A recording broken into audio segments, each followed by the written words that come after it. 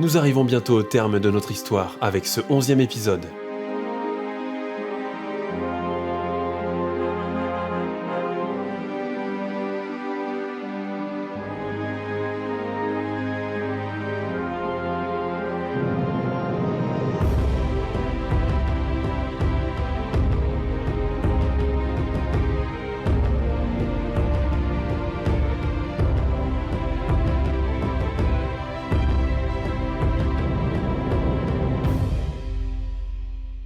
Après une nuit calme, le groupe repartit au petit matin et réussit à atteindre les portes sud de la ville quelques heures après.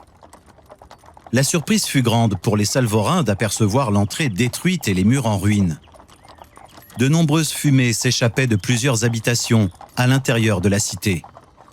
Malgré les dégâts, ils ne pouvaient constater l'état des rues. Klaus craignait de trouver la cité rasée et jonchée de cadavres. Il arrêta son convoi devant les portes car il était impossible pour les chariots de passer les monticules de gravats. Klaus se tourna vers son groupe. « Écoutez-moi, nous devons faire passer nos chariots dans la ville avant le coucher du soleil. Nous camperons dans ces murs. Un petit groupe m'accompagnera afin d'examiner l'état de la cité et de trouver des survivants, pendant que les autres retireront les pierres pour se frayer un chemin. » Il pointa 3 chasseurs et 2 femmes capables de prodiguer des soins. Klaus et ses hommes traversèrent ensuite les décombres et se figèrent en constatant l'état de Parcia. La cité-mère n'était plus que l'ombre d'elle-même. La majeure partie des habitations étaient détruites ou en ruine. Les flammes avaient consumé des ruelles entières. Des corps gisaient sur le sol, imbibant la terre de sang, et une odeur âcre flottait dans l'air saturé de fumée. Les 4 chasseurs bandèrent leur arc en observant des rapaces et des prédateurs jouissant d'un festin macabre. Ils longèrent prudemment plusieurs ruelles sans découvrir une once de vie. Soudain, en passant devant une habitation moins endommagée que les autres, ils rencontrèrent un homme en train de massacrer une bête. Son uniforme était ensanglanté et abîmé. Il était difficile de distinguer les armoiries de l'armée parsienne. Lorsqu'il vit le groupe, il se mit en garde et pointa son épée devant lui, encore ruisselante du sang de l'animal qu'il venait de tuer. « Qui êtes-vous ? Si vous êtes des voleurs, passez votre chemin !» s'exclama le soldat avec violence.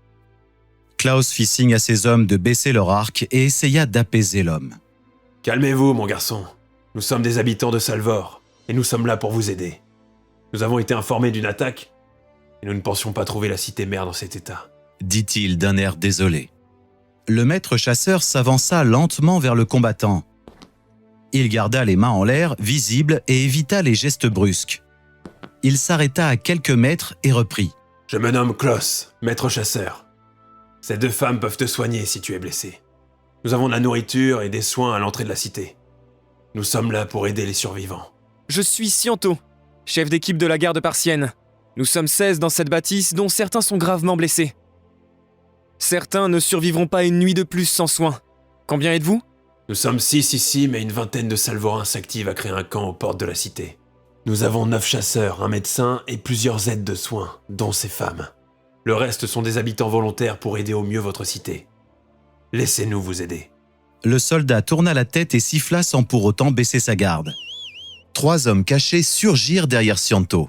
Épée au fourreau, mais la main sur le pommeau. Les hommes étaient prêts à se battre au moindre geste brusque. Ils avaient une tunique et un blason similaires à leurs camarades. Scianto rangea son épée tout en gardant un œil sur le groupe de Klaus. « Maître chasseur, j'espère que tu dis vrai. Nous avons déjà tué 3 vendeurs d'esclaves ce matin. J'aimerais que tes 2 guérisseuses évaluent l'état de mes blessés. » Klaus acquiesça et fit signe aux femmes de suivre les soldats. L'un des hommes de Scianto les emmenèrent dans leur repère. Les chasseurs se regroupèrent derrière leur chef pendant que les 2 hommes continuaient de discuter de la situation. « Nous sommes peu nombreux, » déplora Klaus. « Nous aurions besoin d'un maximum de combattants pour sécuriser chaque rue et trouver des survivants. »« Si vous ne m'avez pas menti, je suis votre homme, » dit Scianto, toujours sur ses gardes. « Nous portons l'emblème de la ville. Vous obtiendrez plus facilement la confiance de ses habitants si nous sommes à vos côtés. » Au bout d'une heure, les femmes ressortirent de l'auberge et l'une d'elles décrivit la situation. « Si nous n'emmenons pas ces pauvres gens maintenant, certains rencontreront la déesse Richta bientôt. »« Je sais, » répondit Scianto d'un ton sec. Laisse-nous te montrer notre camp. Tu décideras ensuite de ce que tu veux faire. » ajouta Klaus. Scianto accepta de les suivre et les accompagna seul. Il donna des consignes à l'un des siens et partit. Le trajet fut silencieux. En arrivant aux portes, Klaus eut l'agréable surprise de voir les chariots dans l'enceinte. Le second groupe avait monté un camp de fortune et soignait déjà des rescapés. Le maître chasseur fut surpris de trouver des Parsiens, mais il apprit que des habitants affamés avaient imploré leur aide.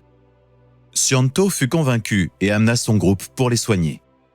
Il fallut attendre le lendemain pour obtenir l'aide de la caserne parsienne présente à moins d'1 jour de la cité, en contrebas de la montagne voisine. Les jours suivirent. Avec le soutien de la garde parsienne, les survivants se montrèrent désireux d'aider les moins chanceux. En 3 jours, Klaus trouva ainsi plus d'une 50aine d'habitants. D'autres villages vinrent enfin leur prêter assistance. La garnison comptait à présent une 50aine de soldats. Leur chef prit le commandement des équipes de sauvetage et tout était maintenant décidé et validé par les officiers. Klaus ainsi que les autres villages acceptèrent bien volontiers cette contrainte. Les rations apportées par les chariots des Salvorins étaient épuisées malgré les quelques gibiers chassés.